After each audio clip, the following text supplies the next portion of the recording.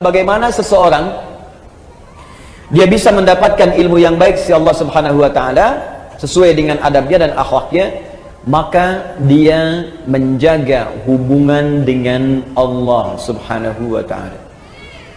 Yang pertama meniatkan karena Allah, yang kedua menjaga hubungan dengan Allah Subhanahu wa taala. Titik dua, dengan meningkatkan takwa. Ini rahasianya. Dengan meningkatkan takwa. Dalil bu, dalilnya pakai dalil ya supaya kuat. Quran surah kedua Al-Baqarah, Quran surah kedua, akhir ayat 282. Ibu lihat ke akhirnya saja, akhir ayat 282, paling kiri sebelah bawah di mushaf. Kalau dari atas, ya ayyuhalladzina amanu idza tadayantum bidain, lihat ke bawah paling ujung, wattaqullah wa yu'allimukumullah. Ada? Wattaqullah, tingkatkanlah takwamu kepada Allah, wa yu'allimukumullah, maka dengan peningkatan takwa itu Allah akan mengajarkan kepadamu kemudahan dan tambahan pengetahuan. Jadi ternyata peningkatan takwa itu selaras dengan peningkatan pengetahuan. Orang yang meningkatkan takwanya semakin tinggi, semakin mudah dia mendapatkan tambahan pengetahuan dari Allah. Nah ibu sekalian, karena itu, ini rahasia yang ingin saya sampaikan. Ulama-ulama dahulu dan orang-orang pintar terdahulu, itu sebelum belajar ilmu, mereka kemudian meningkatkan takwa terlebih dahulu kepada Allah. Takwa dulu bu. Nanti saya contohkan orang-orangnya. Nah sekarang kalau ibu tanya, Ustadz, bagaimana cara meningkatkan takwa kepada Allah? Kalimat takwa dalam Quran itu derivasinya disebutkan 115 kali. Ada 115 kali. Dari 115 kali penyebutan ini, puncak paling tingginya itu dua. Satu, jenisnya ada dua. Satu, ibadah ritual. Ibadah ritual, sholat, itu bagian dari takwa. Dzalikal kitabul la raiba fihi hudal lil muttaqin. Muttaqin orang takwa. Siapa muttaqin orang takwa ini? Ayat 3-nya. Alladzina yu'minuna bil ghaib wa yuqimunas shalat. Karena itu, kalau anak ibu ingin dimudahkan pengetahuan oleh Allah, Allah yang punya ilmu, Allah yang punya pengetahuan, Allah yang punya wawasan segalanya, semua tidak luput dari Allah. Ya, perhatikan, wa huwa ala kulli syai'in qadir, wa huwa bi kulli syai'in alim. Semua Allah tahu. Kalau ingin diberikan oleh Allah pengetahuan itu, maka dekati Allah pemiliknya. Bagaimana caranya? Salat, tingkatkan salatnya. Maka anak ibu jaga betul disiplin salat. Kalau perlu tambah bu, tahajud. Ini saya sebelum ke sini, saya pamit pada anak saya, terus sedang ikut program tahajud di sekolahnya. Sekarang bagus di anak-anak SD nih. Kelas 1 SD ya, itu sudah dibawa ke masjid. Terus ada mabit, diberikan malam bimbingan iman dan takwa. Ya anak-anak latihan supaya dilatih, supaya terus dibawa dalam kehidupannya anak-anak ini. Masya Allah, itu anak-anak kecil bu ya, yang kecil-kecil 6 tahun, 7 tahun. Itu saya datang ke situ sedang pada tidur kelelap. Bilang Masya Allah nih anak-anak nih, saya udah dewasa banyak maksiat, kalian kecil-kecil ini bangun malam mau latihan untuk mendekat kepada Allah, padahal belum tentu balik. Ibu bayangkan, anak belum balik sudah berlatih untuk bangun malam.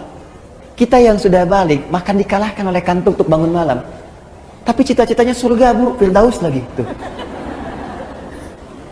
Aduh. Latihan.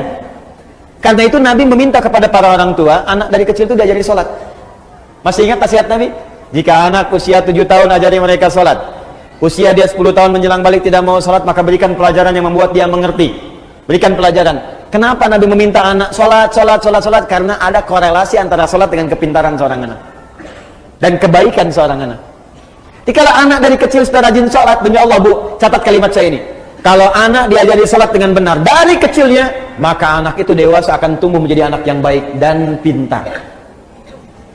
Itu sudah rumus.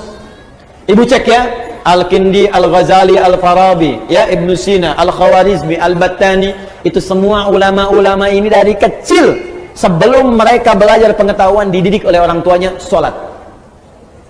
Kedua, Al-Quran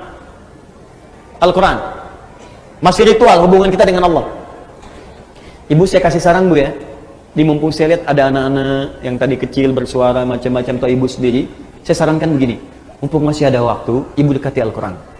Dan dekatkan anak-anak itu dengan Al-Quran.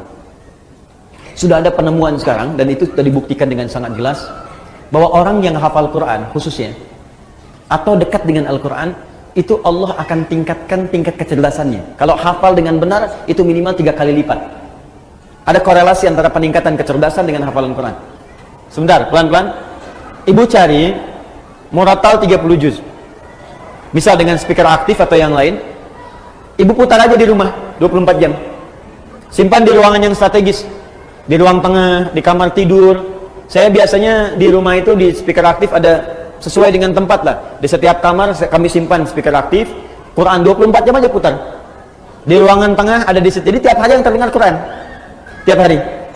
Itu suasananya beda, Bu. Akan lain suasananya. Beda. Nah, untuk anak-anak kecil, ini ada rumus langsung disebutkan oleh pakar Quran. Kalau dia baru terlahir, di usia setiap bulannya, maka putarkan Al-Quran setiap juz setiap bulan. Berurut. 1 bulan 1 juz. A month, 1 juz. 1 bulan 1 juz. Berurut, Bu ya, urut. Misal, bulan pertama dia lahir 30 hari misalnya Al-Baqarah aja. Bulan kedua Ali Imran. Bulan ketiga terus sampai ke An-Nisa terus.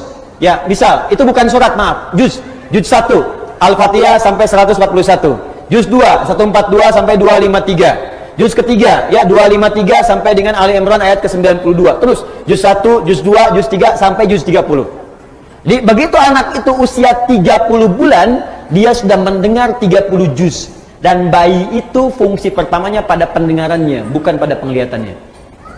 Ketika usia 30 bulan artinya 2 tahun setengah. 24 bulan 2 tahun, 6 bulannya setengah, 2 tahun setengah dia sudah mulai bisa bicara.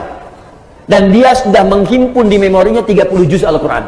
Anak itu, ini sepakat para pakar Quran, hanya tinggal diajarkan menghafal Quran 6 bulan, hafal Quran 30 juz. Di 3 tahun anak itu sudah hafal 30 juz. Itu yang dilakukan oleh orang tuanya Fajar dulu. Begitu dikasih ASI, bacakan. Ternyata saat dia bisa bicara 3 tahun, yang keluar di mulutnya Quran. Dicek, panggil guru, dicek, Allahu Akbar. Ternyata dicek, 4 tahun, sudah hafal Quran 30 juz. Awal sampai akhir. Nah, ibu bisa praktek seperti itu. Nah, nanti antara hafalan Quran, karena Quran itu punya kurang lebih 52.000 kosakata. Penelitian menunjukkan orang yang banyak hafal kosakata itu akan berpengaruh pada wawasan.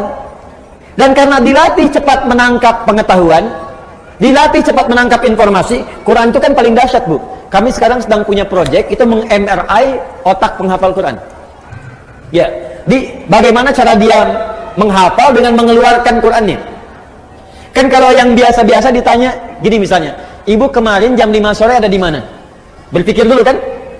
Pikir dulu baru keluar. Penghafal Quran tidak. Teruskan. Qul huwallahu sepersekian detik. Bagaimana bisa mengeluarkan informasi itu di dalam bagian otak kita sehingga sepersekian detik bisa keluar. Nah, itu kalau menghafal Qurannya benar, Bu, itu bisa dipakai memori untuk menghafalkan pengetahuan yang lain. Belajar fisika, begitu disampaikan masuk, dibutuhkan keluar cepat.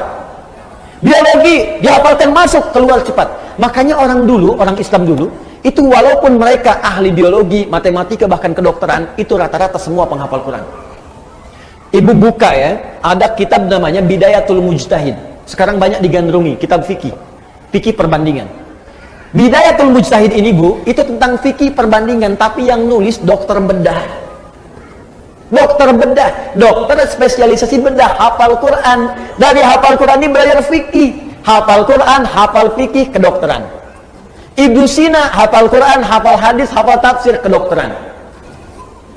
Al-Khawarizmi hafal Quran, hafal hadis, ahli matematika. Tuh. Hampir semua. Ibu kalau nggak percaya silahkan. Dan saya coba memulai membuktikan itu, ternyata banyak dampak perubahannya, betul itu. Ya, saya belajar, Bu, saya belajar.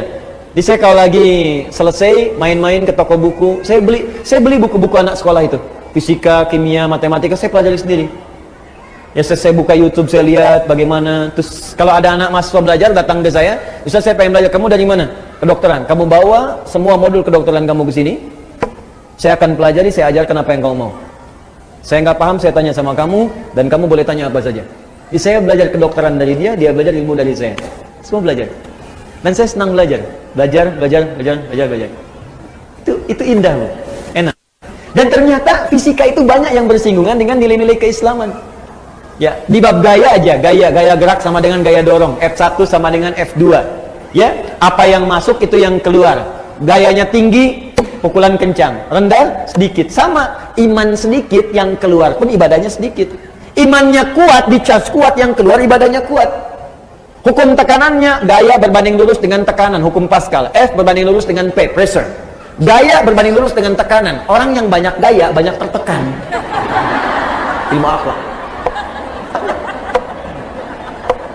Jarak S sama dengan V kali T. Jarak S sama dengan V kali T. Kecepatan dikalikan dengan waktu. Mencari V, S dibagi T. Banyak. Jarak ke pengajian itu berapa? V kecepatan, T waktu. Orang yang menghargai waktu pasti akan cepat-cepat datang ke pengajian. Takut terlambat. Mulai jam berapa sih di TSM? Jam 8, maka dia ukur jaraknya. Dia percepat kemudian kecepatannya sampai jam 7 itikaf, ada yang dari subuh. Macam-macam. Itu korelasinya tinggi. Nah, sekarang anak fisika itu belajar untuk ujian saja. Anak sekolah belajar untuk ujian, makanya ilmunya nggak dipakai dalam kehidupan. Itu almarhum yang Habib itu kan rajin baca Qurannya, sholatnya rajin. Ya. Masya Allah, itu dan kepake ilmunya gitu. Dan sekarang pun masih dikenal. Jelas ya? Ryan, tutup yang ketiga. Satu masih ingat tadi? Jaga keikhlasan. Yang kedua, dekati Allah dengan takwa, kan? Yang ketiga, maaf, dalil tentang takwa, satu lagi, dalil tentang takwa, dalil yang paling kuat nanti Quran surah kelima ayat 35. Quran surah 5 Al-Maidah ayat 35, paling kanan sebelah bawah. Quran surah 5 ayat 35. Paling kanan sebelah bawah di mushaf, ya ayyuhalladzina amanu taqullaha wabtaghu ilaihil wasilah. Hai orang-orang beriman, tingkatkan takwamu kepada Allah dan cari wasilah untuk mewujudkan keinginanmu dengan takwa itu. Maksudnya begini. Tadi jenis takwa salat, maka ibu dalam sujud minta kepada Allah keinginannya apa?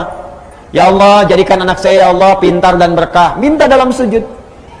Terus baca Quran bagian dari takwa. Ibu setelah selesai baca Quran, jangan cukupkan dengan kalimat tahmid, alhamdulillah atau tasbih, sadaqallah. Jangan cukupkan sampai situ. Selesai baca Quran, ibu berdoa. Ya Allah, anugerahkan kami syafaat dengan Quran ini. Ya Allah, perbaiki akhlak saya ya Allah dengan keberkahan Quran ini. Ya Allah, cerdaskan akhlak anak saya ya Allah dengan cahaya Al-Quran ini. Minta. Itu cepat dikabulkan. Saya lihat sekarang banyak orang baca Quran itu cuma selesai aja. Baca sadaqallahul azim, tasbih selesai, sudah. Enggak, berdoa dulu. Berdoa.